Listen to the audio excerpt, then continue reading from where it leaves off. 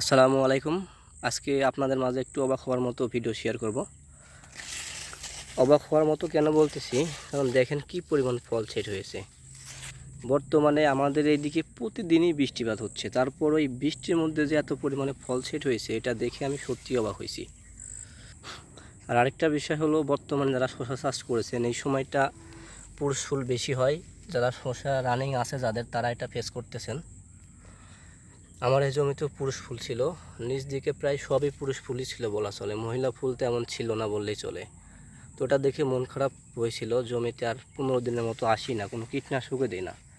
আজকে জমিতে আইসা সত্যি অবাক হলাম কী পরিমাণে ফল সেট হয়েছে। তারপর ওই বৃষ্টিপাতের মধ্যে যে কোনো কীটনাশক ছাড়া ফল সেট হয়েছে এটা দেখে আরও আমি বেশি অবাক হয়েছি। আপনারা আবার ভাবতে পারেন যেখানে যেখানে ফল আছে শুধু সেখানে দেখাচ্ছে। এই দেখেন এই লাইনে পুরোটাই দেখেন ফল সেট হয়েছে।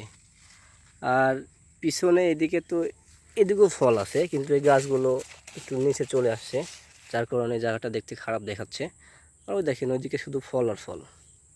তো আপনাদের যাদের জমিতে পুরুষ ফুল বেশি তারা হতাশ হবেন না, ঠিকভাবে পরিচর্যা করেন, কীটনাশক, ছত্রাকনাশক, পিজিআর, বোরন, জিঙ্ক এগুলো ঠিকভাবে দিতে থাকেন। তবে বৃষ্টির পরে আপনারা জমিতে কখনোই অনুখাদ্য স্প্রে করবেন না।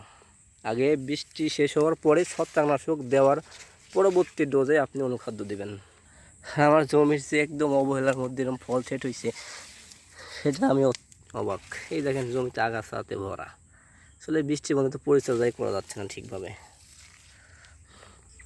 আসলে ভালো জাতগুলোর বৈশিষ্ট্য এটা। এটাকে দেখেন এই গাছে ফল সেট হচ্ছে, মাশাআল্লাহ, আলহামদুলিল্লাহ, অনেক ফল আছে, সেট হচ্ছেই, পুরো লাইনে ফল আছে।